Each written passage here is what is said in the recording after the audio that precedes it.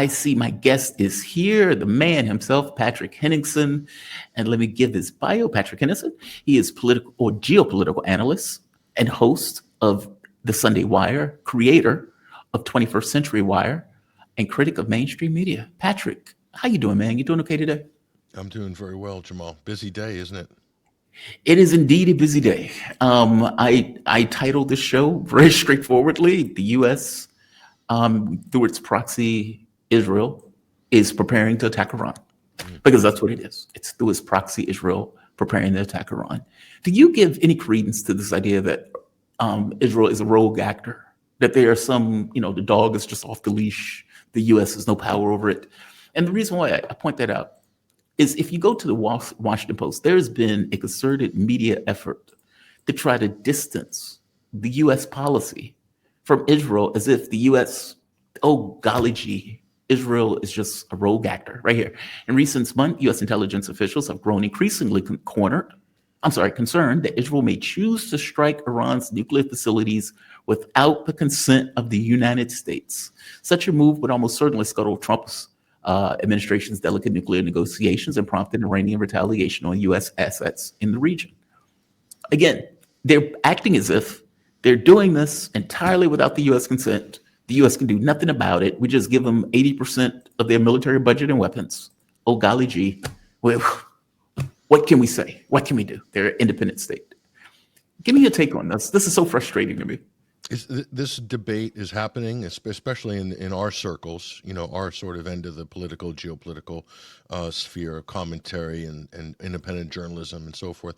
And I think a lot of people approach this wrong. A lot of people are so polarized and so, you could say, ideologically driven or partisan. They think it's one or the other. They think either Israel is a tool of America or, Israel's, the tail wagging the American dog, as it were. And Israel's, got control of the United States government.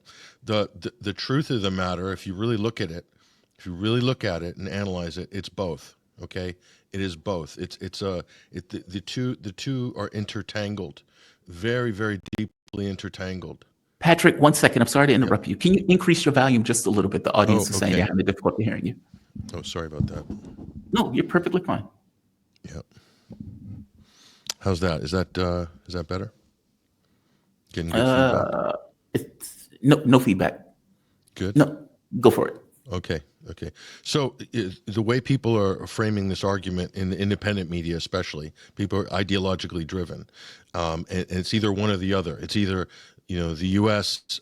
Uses Israel as a sort of imperial beachhead in the Middle East, or it's that Israel has total control over. They've captured the United States government, and the tail is wagging the dog. Okay, the truth is it's both. Okay, the two are intermeshed, and Israel has incredible control over the legislative and the executive branches of the United States government, and that's control that the lobby has built up since the 1960s, and really sort of completely tightened its grip in the last, I would say, 10 years, through the introduction of massive sums of money flowing into Congress and Senate campaigns. Almost everybody is on the Israeli lobby payroll, not just IPAC, but a whole bevy of other lobbyists as well, including the President of the United States.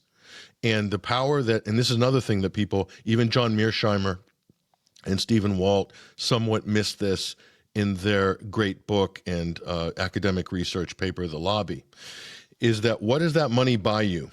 Israel put, 250 whatever million into the Trump 2.0 campaign.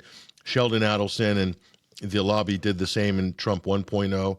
And they bought his allegiance to the issue without any qualifications, by the way. If you remember the 2016 election, Trump made a statement in the winter 2015, one of the first debates.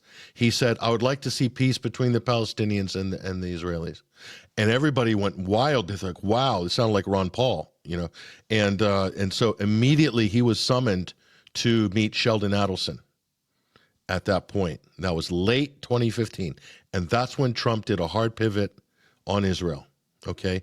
Not that he would have, he probably would have got there anyway, but that's how that happened in sequential order. So what do you buy with all that money?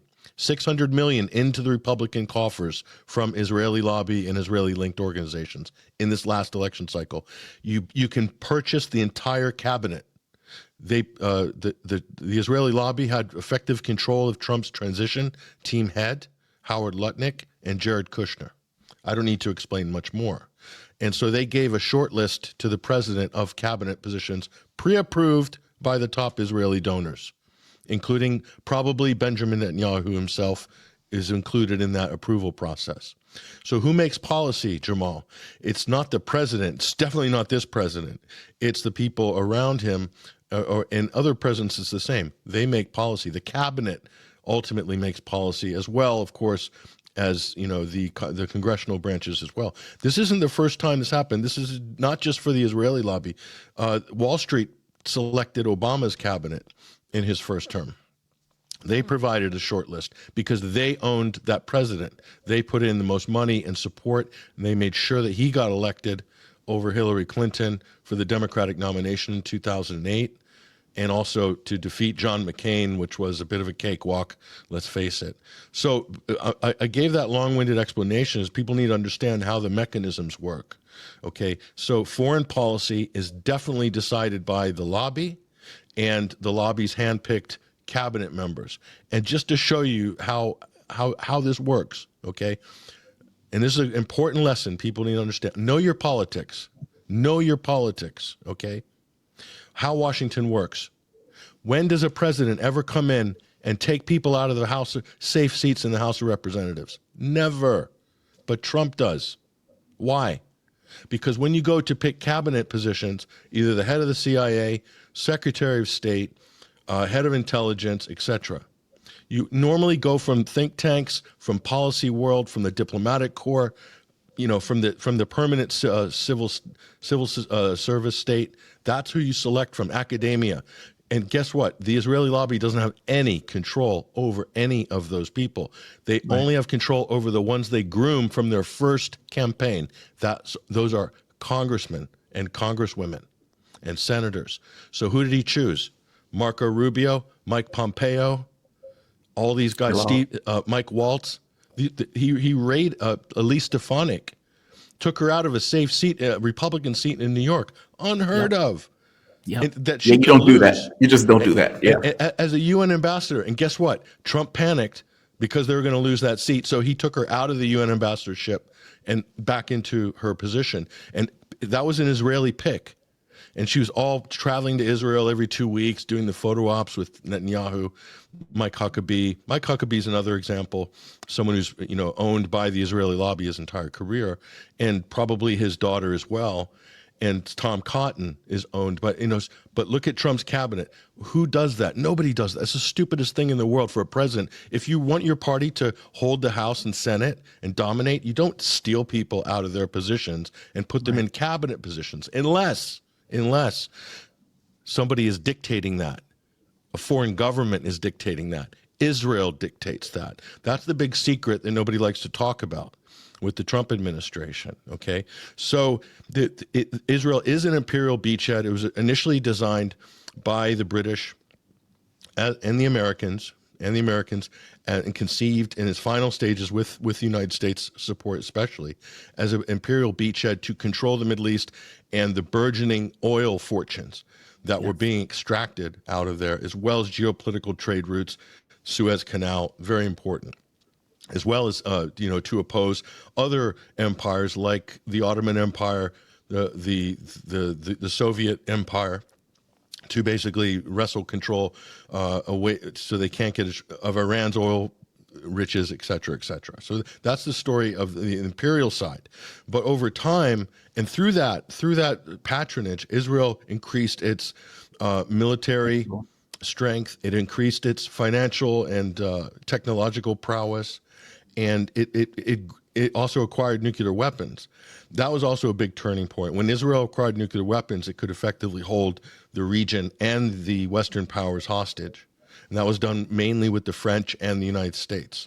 Okay, their undeclared nuclear arsenal of 300-odd warheads. So what's happened now is, because of the extreme ethno-nationalist, ethno-religious, ethnic cleansing, genocidal, pure racial religious state objectives of the hard right in Israel coming to fruition in its final stages. It's then reawakened the world as to what this entity actually is.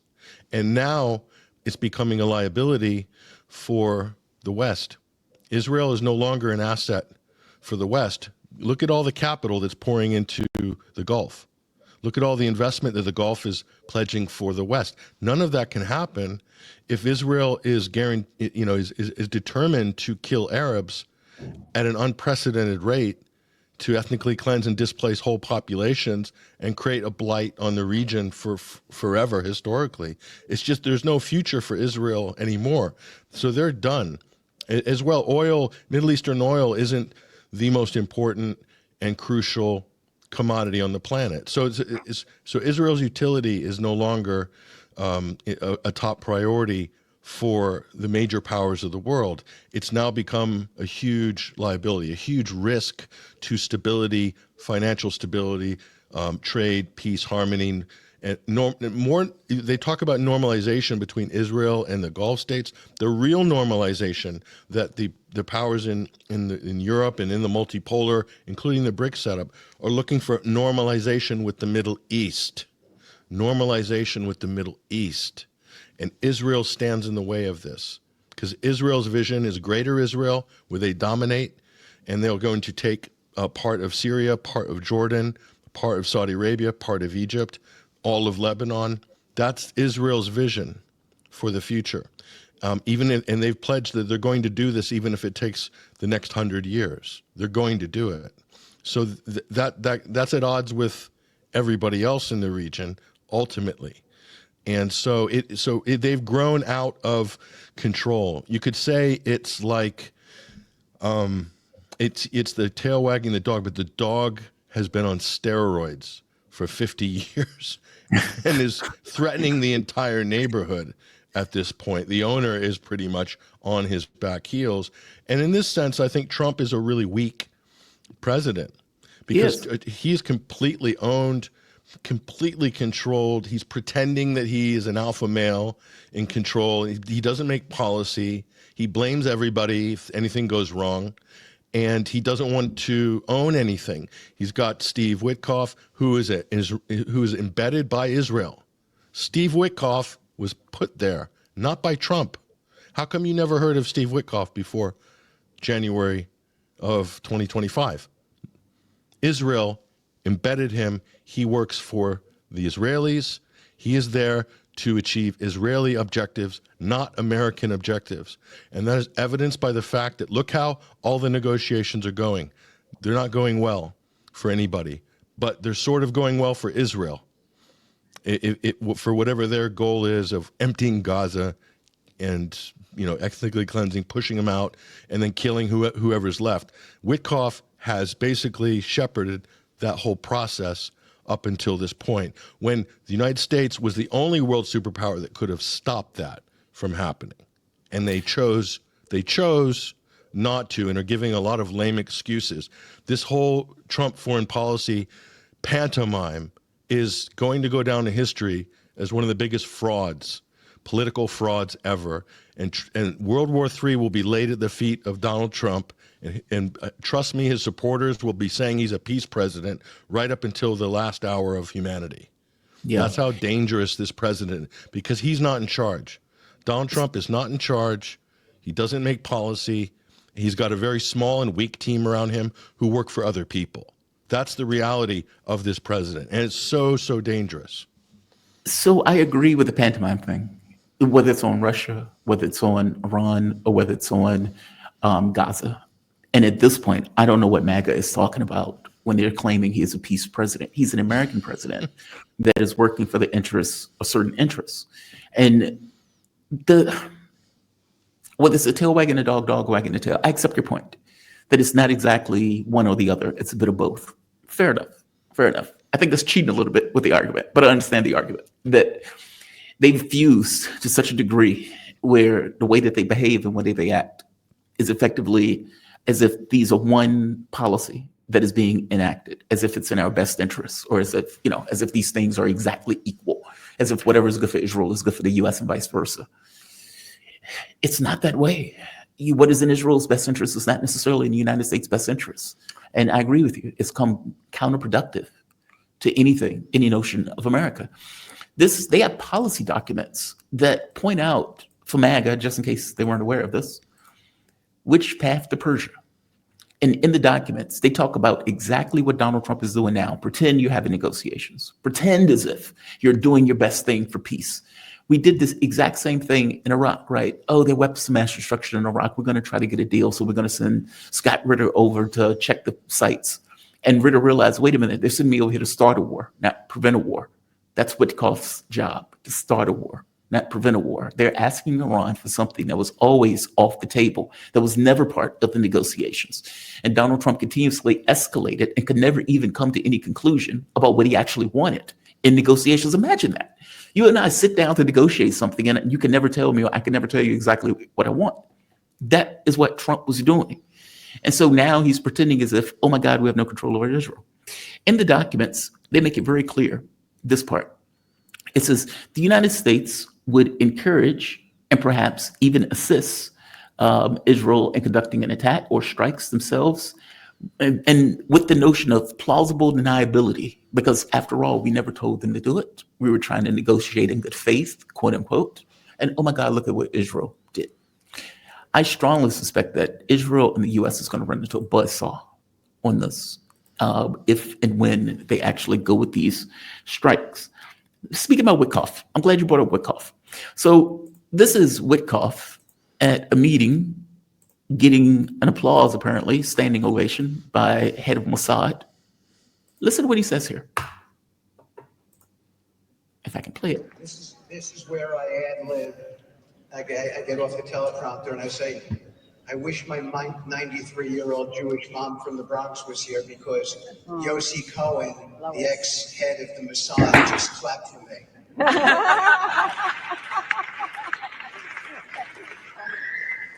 A nuclear Iran represents an existential threat to Israel, as does an Iran with a large amount of missiles. That is as big an existential threat as the nuclear threat. And this is an existential threat to the United States and the free world and the entire GCC. We must stand. Think about that. He's saying this when Israel has gone on a genocidal spree, killing, raping, destroying pretty much anything in its path, invading its neighbors left and right, trying to either kill or expel all of these people from the region, and has nukes. Yeah. And I would wager to you, part of the reason that Iran hasn't done True Promise 3 in retaliation or in response is because they're concerned that Israel has nukes and that these goofballs are willing to go to nuclear war. And that they have the backing of the United States of And America the to do backing that. of the US. That's right. the difference. They're not an independent actor. They have the full backing of the United States, whether they do anything right or wrong. It doesn't matter. America is pledged its support. It's been purchased. Every one of our congressmen and senators have been bought, except for Thomas Massey. And a few others, maybe Rashida Tlaib and a couple of others I could probably count on one hand, okay, out of our whole legislature. That's the decrepit, sad, sorry state of United States, quote, democracy in 2025. And this is what you get. This is what you get. You get a foreign government picking the cabinet of a president that's been bought and paid for by that same foreign government, that are now advocating with those embedded cabinet people who work for the foreign government effectively. They were pre-selected by a foreign lobby. They're now dictating policy that will lead to World War III. If not, lay the region in waste with hundreds of thousands, millions of people dead. Again, okay? And the last Iraq war, let's not forget who was the main advocate for the last Iraq war. It was Benjamin Netanyahu, came to lobby our legislature saying that we must remove Saddam Hussein and there'll be democracy will flower in the region after we get rid of this evil dictator and Israel will feel safer. And here we are all those years later, and what good did that do? Behind every bad policy, who sabotaged the Oslo Accords and Yitzhak Rabin? Benjamin Netanyahu, the same evil, criminal, psychopath that is in charge, declared himself leader for life in Israel, that is genociding the native Palestinian population, okay? The native Palestinian population being killed and ethnically cleansed, and they're open about it. And nobody in Washington has the balls or the spine to stand up and say, that's not right, stop it. Instead, we have to, rely on activists and people in 60-foot sailboats to bring attention to the issue, because our leaders in Europe and in the United States are completely bought and paid for and total cowards. And they're all LARPing as Christians. Oh, I'm a Christian. I know. That part, we could do a whole podcast on the pseudo-Christianity rhetoric and virtue signaling that you get from all these people as Israel eviscerates historic Christian churches, ancient churches, and holy sites in and around Gaza and the West Bank, and abuses Christian pilgrims on a daily basis, and has killed thousands of Christians. Over the duration of this conflict since 1945, how many Christians have been killed, displaced, injured, maimed, or made homeless by the Israeli settler colonial project? Too many to count. But those don't count in this conversation as far as America goes, because in America, the rule in America is ignorance is bliss. That is the main rule when it comes to hard issues in today's United States. Ignorance is bliss. I don't know about it. Oh, I haven't heard about that. Maybe I'll look into that. Let me tell my aide, can you look that up for, I want to know about that. And then on they go to the next press conference, on they go to the next interview on CNN or MSNBC, totally oblivious. Never hearing about it. And repeating the same lines. The thing about Wickoff, if you're the de facto Secretary of State of a country like the United States, you can't go giving speeches to a partisan lobby in your country, to a foreign lobby, and clearly taking the side while you're actively involved in negotiations with countries that are and people that are being threatened with annihilation by that foreign country. You disqualified yourself. You can't call yourself an envoy or a diplomat. You're a fraud. You're a fraud. You're dangerous. You're representing the interests of a criminal organization that is hell-bent on genocide, a Holocaust, ethnic cleansing, and starting a third world war, doing a preemptive nuclear strike with undeclared nuclear weapons against a country that is completely open to talks and negotiations and that doesn't have nuclear weapons, according to our CIA. So if our CIA, Tulsi Gabbard, where is she? She's quiet. She's quiet as a mouse. Quiet as a mouse. There is no evidence that Iran has nuclear weapons, but they're willing to mount a preemptive strike, a nuclear strike against Iran in order to, because they allege or they might have nuclear weapons. And our DNI has nothing to say. Instead, Tulsi Gabbard's tweeting out Trump tariff deals with China. Why would the head of Director of National Intelligence be doing White House PR fodder for tariff policy? Maybe, Tulsi, you should be briefing the president about the dangers of Ukraine hitting Russian long-range nuclear triad deterrent bombers with drones 2 weeks ago. Maybe you should spend your time briefing the president about the risks of that, rather than putting out stupid tweets about tariffs, doing PR for the president. It is so inappropriate, so unprofessional, but it shows you what a circus this administration is. The incompetence on top of just the buffoonery, and then the danger of it is that Donald Trump is not in charge of anything unless he grew a pair, stepped up, or some other world leader could grow a pair and step up and stop this, because we are careening down a very dangerous path globally. because of the United States and Israel. Nobody else. These are the I'm inclined to two believe he agrees. most belligerent parties on the planet. These two. Yeah, I'm inclined to believe he agrees. I know people, there's been this argument that Donald Trump is somehow out to lunch on this stuff. I think Donald Trump is perfectly aware of the attack that took place on the nuclear triad and the terrorist attacks that the UK has been working with Ukraine to employ. Just like I think Donald Trump is perfectly aware of what is taking place in Israel right now. Meaning, I may not know what is in his mind, fair enough, but Trump is the one who made the threats. I'm going to do these attacks. Trump is the one that picked the cabinet members, even if he was pushed to do so by a foreign government. So what? He's the president. He's the one who is accountable at the end of the day, right? He chose these people, these lunatics, to put around him, these Zionists and whack jobs, in regards to U.S. policy, and even in the Gaza thing, where he'd be like, "Oh, the people are dying," but he's saying that purely as this kind of virtue signaling to try to justify an argument of ethnically cleansing the region. It's performative. It is. Trump does the same thing. He did it with Gaza. Oh, there's too many people dying. Who would want to live in a place like that?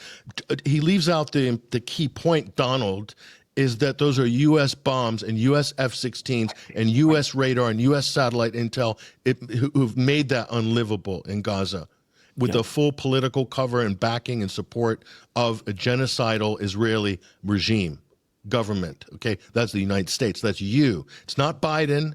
It's not Biden. You own it now. Ukraine, so much death, says Trump. Virtue signaling. Oh, we need to stop the killing. Stop the killing. Okay, who's providing all the weapons that have accelerated and escalated this conflict since 2014? Who was the president between 2016 and 2020 that escalated arms shipments to Ukraine to bring the conflict to boil? That was Donald Trump 1.0. But yet his supporters will sit there. No new wars under Trump. No, you accelerated the Ukrainian war. You kept it with the Yemen war. You put troops on the ground in Syria to create the incredible cauldron that it became. Okay, so to say Donald Trump there was no new wars under Trump's first term is a patent lie, and a complete whitewashing of history. This Trump term definitely. Plenty of war in the first 100 days. And listen, you need to look at it this way. Any bomb that's dropped on Gaza, any landmine, any snipers taking out Palestinian children on a daily basis, okay? Any hospitals that have been bombed by the maniacal Israeli forces, that's not Israel doing it. That's every bit of kit, practically everything that makes a difference is coming from the United States. It's American. America is a co-belligerent, but they've been able to pull off this kind of performance where they're appearing to be on the outskirts of it, like they do in Ukraine. Oh, we're just here to break up the fight between this neighborhood fight between these Russians and Ukrainians just can't get along. That's dumb enough of a narrative that most Americans will buy that. Okay? It's dumb enough. But the rest of the world, maybe not so much. Britain and the U.S., yes. Germany, half the people are completely gone, and a lot of parts of Europe as well. They've convinced themselves that that's the case. No, the U.S. is the co-belligerent. The key co-belligerent is the United States in the Ukraine war. So how can you go to negotiations when you are attacking Russia, a nuclear power, UN Security Council? You're attacking their nuclear deterrent. Would the U.S. go to a negotiation table after that? No, they wouldn't. They would basically eviscerate their opponent, and they would take out their leadership as well. Ditto with Israel, okay? So Russia's showing clemency, Russia's showing restraint, Russia's showing patience, a willingness to talk. They know they're dealing with sociopaths, as your previous guest pointed out. You know what you're dealing with the U.S., complete sociopaths who have a very dim view of the world and a blurry view of history and zero understanding or appreciation for geography. Okay, so that's what you're dealing with. Okay, and Steve Wickoff, back to him. So he's failing. He totally failed with Gaza. Total fail, a L. He totally failed with the Ukraine negotiations. Total failure. Did nothing. And Iran nuclear negotiations, failure. If you send them to China, go do the Taiwan one now, Steve. So there's nothing to say is successful there. It's all fair. It's all performative. Exactly. Because Trump isn't running policy. Israel is running policy. Because they selected all of the foreign policy team. What surprise. How did you think it was going to go? You said something. You said Israel is done and that it has outlived its usefulness. What do you mean by that, though? I mean, Europe seems to be completely obsequious also. They are, but, okay, for instance, Spain has sanctioned Israel on arms. Mm-hmm. The UK is gingerly and slowly having to do it because of the public pressure and the embarrassment of it. So they're starting to restrict some arms shipments. And listen, there's a scandal in France on French arms to Israel that's already breaking this week. It's huge. Yep. It has the potential to severely damage the Macron government. Although Macron is like you grease him up and he's like a pig at the state fair. He'll find a way out of it. But Belgium restricting and sanctioning. And so they're starting to sanction. Italy will be not far behind. So Europe is pivoting away from Israel. They are complicit. They are guilty for their initial support. But the lobby has penetrated many of these European countries. France is completely run by foreign policy. Israel have a huge stronghold over a lot of French foreign policy. And in the UK and Britain, it's almost like the United States with just less cash. They don't have to put as much money into the UK because they willingly do it. But Germany as well, very much under the thumb. All these European countries. So America's financed all of that lobbying operation. And listen, Israel sends IDF into the European Parliament in Brussels and lobbies the EU directly. That Israeli military personnel are able to sit in meetings to lobby the EU for support, and foreign policy. That's a scandal. That was also, we also broke that story at 21st Century Wire. We didn't break it. We just basically dredged up what other people have reported and gave it extra amplification.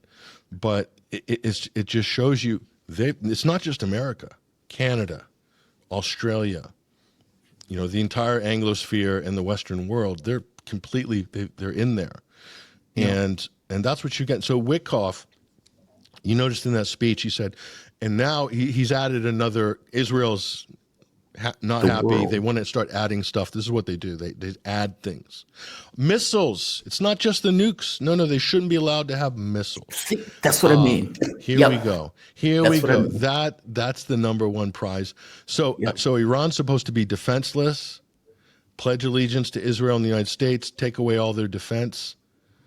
Right? Is that seems to be the arrangement. That's what they want. That's what I mean. They could never nail down exactly what they wanted. They were all over the place. Who is Israel to dictate terms when they've eviscerated? They just slaughtered 100,000 people. According to a British peer-reviewed journal, the true number as of a year ago was 186,000 dead. It's more than that. It has to be more than that. Way more than that. You look at the population drop. And so me saying that, say, oh, you're lying, you're Hamas propaganda. I could swear right now and to tell them where to go. But it's so ridiculous. So people are still captured by this propaganda in the face of the almost ungodly horrors of our generation, that it really shows you the level that certain people's characters have sunk to, and just the level of brainwashing that is taking place because of our politicians have been reiterating these talking points coming out of the Israeli camp. And the media has been repeating them as well, that you can't believe the Gaza Ministry of Health because they're run by Hamas, okay? That it is so craven and it is so mendacious, the way people have been trained to think, that they'd take all that nonsense on board just to justify not having to react or do anything about people being slaughtered right in front of their face. And that's what it comes down to. And that's a terrible indictment of the Western society okay, our Western political system and Western civilization, full stop. Okay, Agreed. let's just look at the 20th century. I mean, how did Western civilization do? Oh, in the 19th century, Yeah. you know, it gave I us was a shocked. lot of technological breakthroughs, but it also, you know, a lot of holocausts in the Morally last depraved. 200 years. You know, so you know, I'm not going to worship at the altar of Western civilization and the sort of Western chauvinism, which is what a lot of people are doing now. And Israel promotes that in the West. They promote the far right for that reason. They promote the clash of civilizations. They promote hate against Muslims. Okay, Israel and Israeli policy and NATO policy are the biggest drivers of migrant flows into Europe. Yes. Afghanistan, Libya, Syria, list goes on. Yugoslavia, what was that? Who did that? Was that NATO? Yeah, it was 100% NATO. And that drove the whole migrant flow in Europe and further afield, even into the United States, from those specific policies coming from either Israel or NATO. And in ingenious fashion, Israel goes and supports the far right and puts the bogus argument that we're protecting you, you know, we're over here fighting these barbaric Muslims so they don't come over to you, so you need to support us. And we love Christianity. That's what they say in Israel. In truth, they've done everything against Christianity. They've killed too many Christians. They've backed extremists like Al-Qaeda. That's on record. That's now even admitted they're backing ISIS in Gaza. Yep. Okay, and those Islamist extremists, backed by our intelligence services, backed by Israel, have killed so many Christians and Alawites and Yazidis to polarize the region, because what Israel wants is just the Jewish state surrounded by the barbarian Muslim hordes. That's the narrative they want, because it justifies exactly what they're doing now. That is the frame. And anybody who can't see that by now, I can't help you. It's kind of obvious.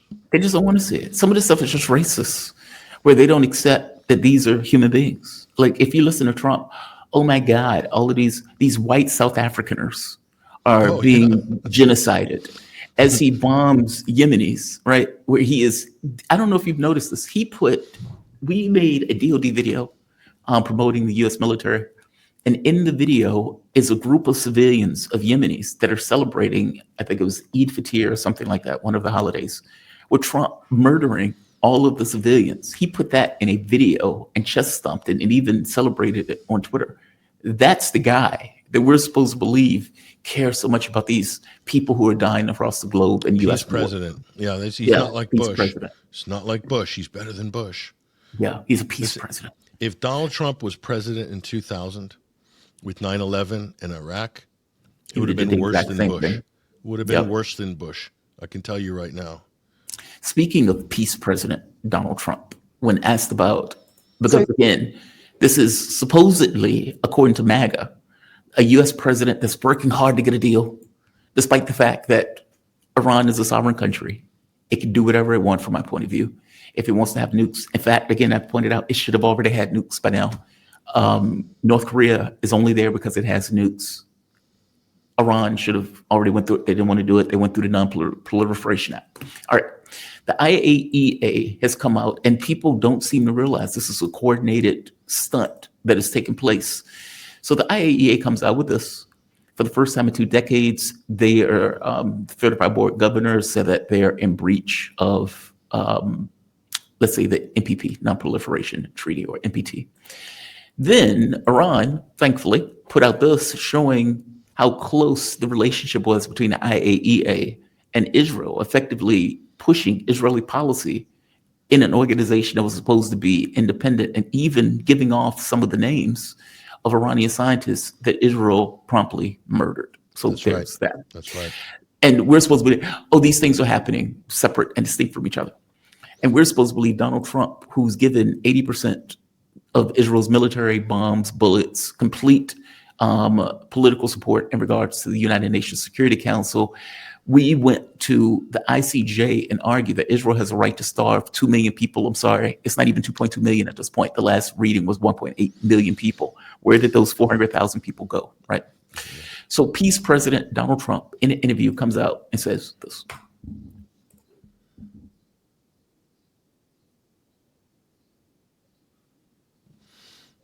I don't have that on screen. Wait, say that again? Yeah, I don't see the interview. It's not on screen. Oh, I'm sorry. Thank you for that. Thank you for that. Okay, here we are. It was a pleasure. Without discussing anything, look, we had a meeting, a very important meeting, and really talked about many subjects. Iran, Ukraine, one of Russia. them were, all of that. It's all big topics, especially when you have generals and admirals. Do you think you're going to be able to stop Iran from enriching its? I don't know. I did think so, and I'm getting more and more less confident about it. They seem to be delaying, and I think that's a shame. But you know what's wild to me about these reporters, quote unquote, these stenographers?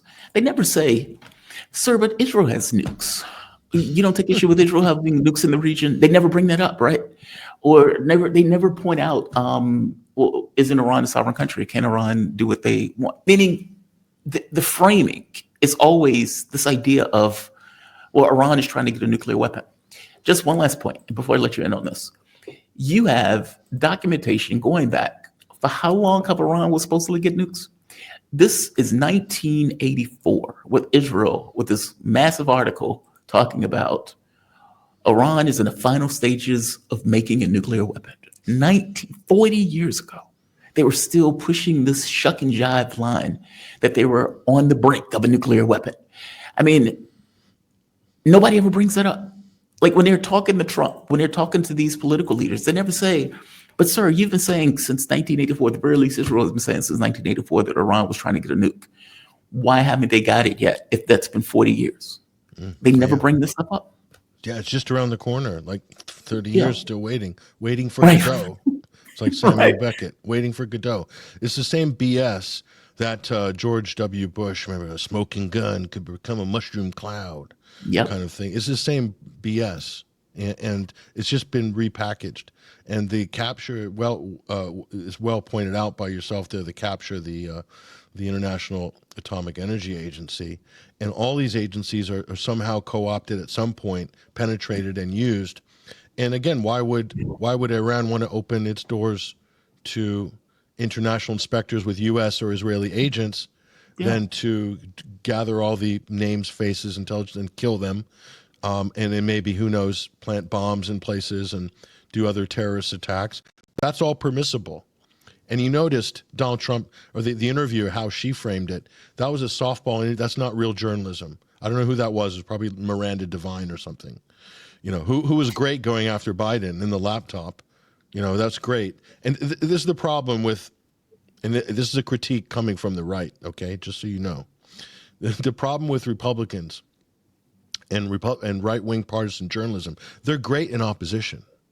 Fox News will actually do real journalism when they're in opposition, okay? And their comedians are funny, their takes are witty, and so forth. But when they get into power, they're I don't want to insult Kim Jong-un, but it's more like North Korea than the United States. Yeah, and just a sycophancy. And so she isn't going to push back on anything because the president's there. And so her job there is to curry favor with the president so she'll get another interview. He'll say, oh, you did a good job, Moran. You treated me well. You didn't get to the nub of any of these important issues, but that doesn't matter. What matters is your career, access to power and money. That's what matters, okay, now that you're in power. But what he's done there is very dangerous. She framed it, oh, you can allow them to enrich. Wait, hold on. I thought it was weapons. I thought it was nuclear weapons.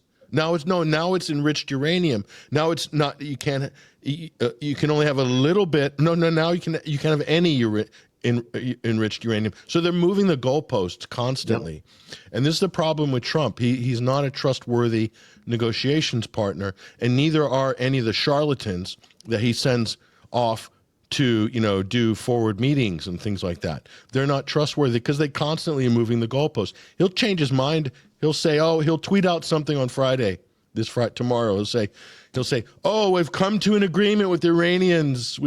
They're not going to enrich any Iranian. And then on Monday, he'll say, no, we're very upset at the Iranians. And then on Wednesday next week, he'll say, oh, we've come to an agreement on 2%, but I'm not happy. We'd like to do more. I'm not happy. I'm kind of happy, but I'm not happy. And then on Friday, it'll be something else. It'll be no. I'm gonna get very angry if we don't get a deal. And I'm trying to keep control of Bibi. He's very angry too. You know, he might just do something. Kind of, this is the complete, just, I don't know. It turned the United States into a comic strip. That's what Trump has done, okay? Biden was bad. But the problem with Trump, and Trump is as geriatric as Joe Biden is, because the quality of his discourse isn't a whole lot better than Sleepy Joe's. But at least Joe Biden had an excuse. We all knew that he had dementia. Yeah. Yeah. What's Donald Trump's excuse? Is he cognitively in decline, or is he just ignorant, or is he just completely winging it and actually doesn't know what he's talking about half the time? Because all of those possibilities, it's not a good thing to have as a president of the United States, and not in a situation like we're in today with all of these important balls in the air. He's dropping all of them simultaneously and then playing it off like he's winning. It's the most extraordinary thing. Before one last thing, what do you think is going to transpire with this? Do you think the attack is going to take place? And two, what do you think is going to happen if there is an attack? My job is to troubleshoot. That's my job. So I have to assume that if they say they're going to attack, and if they're doing plans to attack, that they're going to attack. And they're going to attack, right? But when that attack happens, and what is the catalyst for it? Final catalyst for it? We've seen all the little breadcrumbs leading up to it: the fake WMDs, the documents, the fake reports, the lies. The one I love, which is so retarded. Pardon me if that offends anybody. I'm sorry. It doesn't. It's not ableist. I'm sorry. I didn't mean to say, but it is. That the Iranian IRGC plotted an assassination against Trump during the campaign. I see all of his surrogates pushing this stupid story, this ridiculous story, like low IQ conspiracy theory. Okay, that's all fodder to get the base behind an attack on Iran. And where is that coming from? It's coming from Israel. And those are all Israeli lobby surrogates pushing that on X and on other social media platforms and in the mainstream media, okay? Fake. Totally fake. And the sad thing is, a lot of people, if it's from Team Red, they're going to believe it. It's all Team Blue, Team Red right now in America. It's so polar. Look at the opinion polls. The opinion polls on support is Trump handling the Israel-Palestine situation. Huge disparities across parties and gender on that issue. Massive gender gap and party gap. How is that possible? Because there's only one reality. There's only one set of facts, but you have people believing such different things. How is that possible? Because we are in the most propagandized media environment in the history of the human race. Agreed. That's how you get that level of polarization. Agreed. And shame on the people that are pushing these lies. You know, what's going to make them happy? They want to see what's. And you know what's ironic? Part of that propaganda is believing that they have a free and open media. Like it's built into the propaganda, right? Oh, you have an open media, but these other people, their media is constrained. Free and open to lie, to make up fake stories. And these are the same people that were screeching about the Democrats putting out fake news during the Biden and in the Hillary campaign. The fake news. Trump does it too. The fake news. He's the fake news.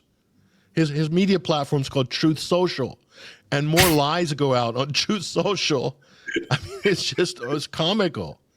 How can these people he can't be taken seriously? That's what I mean. It's built into it. Truth Social, as he lies. What kind of who would hijack a word like the truth and like name your platform? Because you know the truth is such a subjective thing. Yeah, but Yeah. I'm talking on intellectual levels here that are really undergraduate philosophy. But I'm not a PhD in this stuff, epistemological research frameworks and so forth. But like even I learned that as a freshman in college. What did Donald Trump learn in college? That's a good question. Did he even go to college? I don't I even know don't if know. Trump went to Apparently college. he did. He If he went to the did, Wharton. Apparently he went to the Wharton Business School. We're told.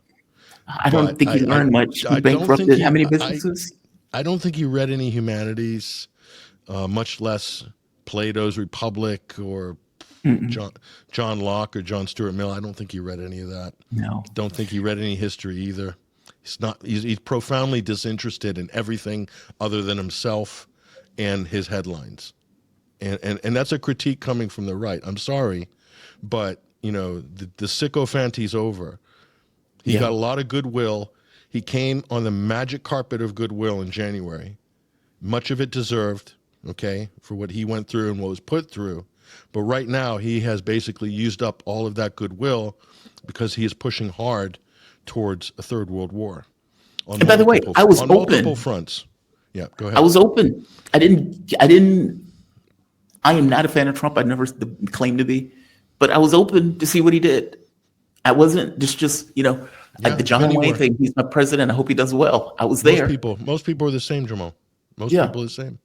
But at the point where you failed on a massive effing level, and I can't even say failed because I don't even believe he was being honest in any of these negotiations. So, No. And the sad thing is, and again, this is a critique coming from a Christian conservative position, is Donald Trump doesn't regard Palestinians as equal human beings to Jewish Israelis, clearly, because if he did, he wouldn't make the comments or put some of the insulting things that he put out on social media and the disgusting videos of him having margaritas on the beach in Gaza.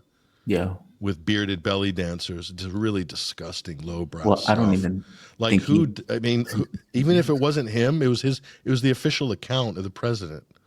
Yeah. So he's responsible for that. Of course, he's not going to apologize for any of that. But just look at the policy. He's happy with the genocide and ethnic cleansing of the native population by European settlers, because that's what it is. That the Israeli colonial settler project is a European project. It's a Western project. It's outsourcing a European problem. How Europeans saw it, including the Germans, but the Germans weren't alone. The British were the sort of progenitors of that project, as were other European countries signed on to it. And America, from Woodrow Wilson right up to the creation of the State of Israel, backed it as well. Okay? And so they outsourced a problem that Europe had. Europe's got inherent problems with all sorts of things. Tribalism, racism. Europe has a bad habit of getting into sectarian wars with each other, with other European tribes, and slaughtering them by the hundreds of thousands. They have this bad habit that they've accrued over history. And they basically outsource that to the Middle East. So the Arabs living there say, now you're going to deal with this, our problem, and we're going to back the militarization of these colonial settlers, and we're going to fund them to the hilt, and we're going to get rid of you natives, and because that's how colonialism works. And that's you can explain it all you want. It has nothing to do with the Bible. Nope. It's nothing to do with God promised this land or that land. It is a British and European colonial settler creation project. Okay? Where else in the world would anyone accept a pure religious or pure ethno state? Where? It doesn't exist. So why should the native Arab or Palestinian population have to not only accept it, but give their lives for it, be made homeless for generations for it? What did they do? How were they involved in World War II and World War I? Europe's Holocaust. Yeah. It doesn't It's make like they any have sense. to pay for Europe's Holocaust. Any honest person is going to look at that in a historical context and say, what is happening now in the Holy Land is wrong. It's wrong. And the UN agrees. Every other major, honest, objective body agrees. There's a whole raft of legislation which the United States and the Trump administration, Israel, are trying to nullify including international institutions, courts, treaties, resolutions, declarations of human rights. They're trying to nullify and discredit all of it in order to justify the Holocaust, which is happening now. It's as simple as that. Patrick, you're fantastic. I would say, I always say there's no such thing as international law. I'm never a believer of international law because there's no Leviathan in the international community. After the Gulf War, I was like, oh, there's no such thing. If the ICC looks at that and you get 1 million people that George Bush effectively wiped off the face of the earth, ends up creating ISIS that created a path of destruction. And at this point, I think it's clear that this is somewhat of a U.S. either creation or at the very least we use it to our own devices. But and no one else does anything? Well, listen, doesn't exist. On that point, and we can finish on that. Just Yeah. because one country undermines something and doesn't observe something, and that happens to be the most powerful, well-armed country, doesn't mean that the system itself doesn't have utility, because you need some resolution dispute system and consensus system and some ability to negate huge discrepancies in terms of people taking unfair advantage on a number of things, including trade, foreign policy, Right. borders. So international law, every other country follows it. But the U.S. and Israel and Britain don't. So Very quick, I agree that it has utility, but if you get 3 or 4 actors that don't need to follow it, then it doesn't exist. Then you have does exist, something. but it does exist. If you took away, if you took the United Nations away now, and you said no international law applies, what kind of chaos would you see happen around this The same planet? chaos you have now. No, it would be much more. It'll be much more. Look at study the Russian Federation. Look at their constitution. Look at their foreign policy. Everything is codified in international law. They're so pragmatic and deliberate in their legalese, because everything they do, and you notice this, and those who study Russian foreign policy will tell you, it's all aligned and exactly codified to conform with international law. That's the irony of this conversation about evil Putin this, evil Putin that. Russia's playing by the rules. You know who else plays by the rules? China. Yeah. China plays by the rules. India plays by the rules. So for the most part, all these countries are playing by the rules. The problem isn't them. And the problem isn't the international system. As imperfect as it is, it's always a work in progress, just like the American democratic system is a work in progress, should be anyway. It's not perfect, but it's a work in progress. But the problem isn't the system. The problem is those who are undermining it intentionally and using their might, using their unfair advantage, their leverage, their coercive blackmail measures, their international racketeering operation in order to sideline, to nullify, to neutralize international law. Would you agree with me that if a law can't be defended, then it doesn't exist? It depends. That goes for anything, though. You can't live in a society in America without some laws. You need some order.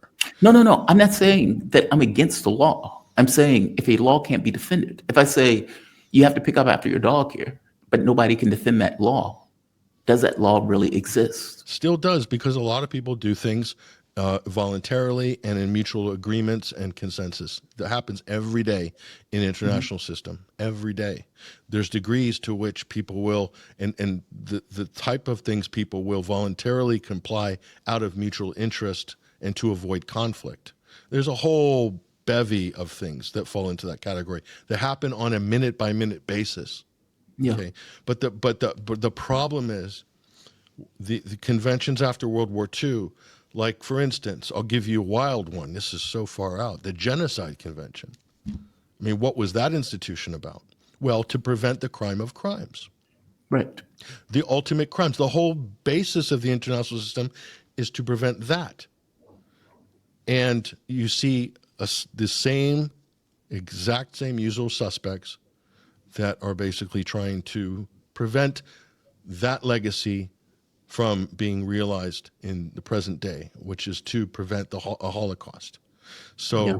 from that point of view, I think this is more of a failure of Western civilization, an inability to self-reflect, to hold itself to account, to restrain its bad actors, and culturally I think there is a level of chauvinism in the West that I think has become very carcinogenic to the international system. And I see that ramping up now. This makes me very concerned. And the rhetoric is getting more ridiculous in the United States. You look at what, quote, influencers are putting out on their social media, just lies upon lies, hyperbole, crazy racist statements, and so forth. So, and meanwhile, Israel will say, that's not a problem. No, what's a problem is anti-Semitism. This is the number one problem of the planet. It's not, okay?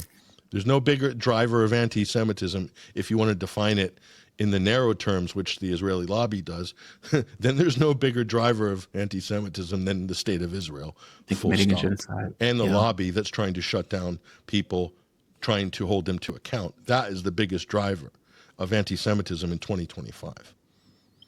Patrick Henningsen, fantastic breakdown, man. Thank you for this. Geopolitical analyst, journalist, host of SundayWire.com, creator of the 21st Century Wire, critic of mainstream media propaganda. Thank you for this, Patrick. You have a good one, man. You be safe, okay? You too. Thank you. Fantastic breakdown by Patrick. He always is a great guest, though. Shout out to him. Definitely check out his outfit, Sunday Wire, 21st Century Wire. Both are really, really good. I go there for stories all the time because you're always in the lookout for what do you want to follow, what do you want to cover. And it is a really good source of stories and